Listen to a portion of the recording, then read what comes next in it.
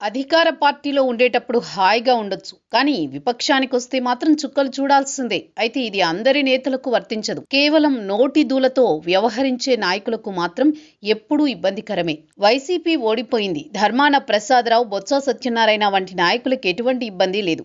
ఎందుకంటే వారు తమ రాజకీయాన్నే నమ్ముతారు. కానీ కొంతమంది నాయకులు తమ కంటే పార్టీతో పాటు అధినేతను నమ్ముకున్నారు. అటువంటి వారు క్షణక్షణం భయపడాల్సిందే. ఇటువంటి వారిలో వల్లభనేని వంశీమోహన్, కొడాలి నాని, అనిల్ కుమార్ యాదవ్ లాంటి వారు ఉంటారు. వారు తమ బలం కంటే తమ అధినేత జగన్ రెడ్డిపై నమ్మకం పెట్టుకున్నారు. ఆయనను ఆరాధించేవారు. ఆయన లేనిదే తనకు రాజకీయ జీవితం లేదని భావించేవారు.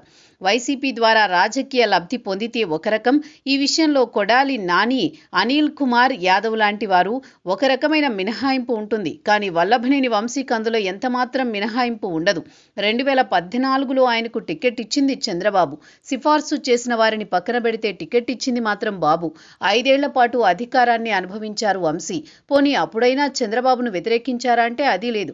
చంద్రబాబు ఇంద్రుడు చంద్రుడు అంటూ పొగిడారు.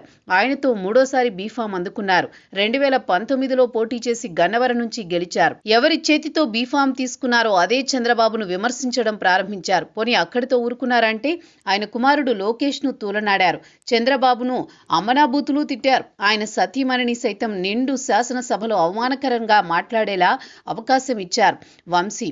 కానీ ఓడిపోయాక భువనక్క ఆవిడ విషయంలో తాను అన్యాయం చేయలేదని మొసలి కన్నీరు కార్చారు. వైసీపీ హయాంలో ఎంత దర్పం ప్రదర్శించారో అంతకు మించి అన్నట్లు కూటమి అధికారంలోకి వచ్చాక జైలు జీవితం అనుభవించారు వల్లభనేని.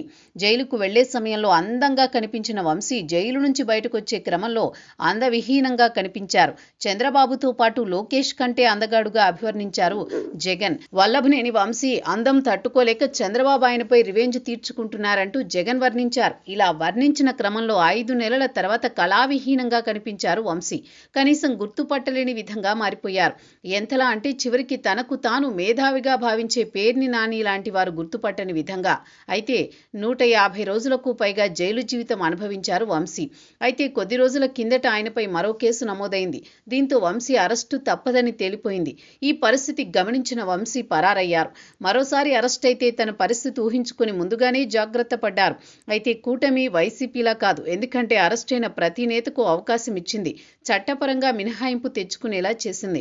ఇప్పుడు వంశీ విషయంలో కూడా అదే మాదిరిగా చేసింది. కోర్టులో ఉపశమనం దక్కేసరికి బయటకొచ్చారు వంశీ. ఎంచక్కా నిశ్చింతగా పండుగ పూట రిలాక్స్ అయ్యారు.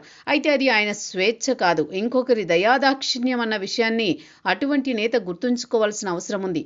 అధికారం ఉంది కదా అని రెచ్చిపోతే వల్లభనేని వంశీమోహన్ అనే నేత గుణపాఠం నేర్చుకున్నారు.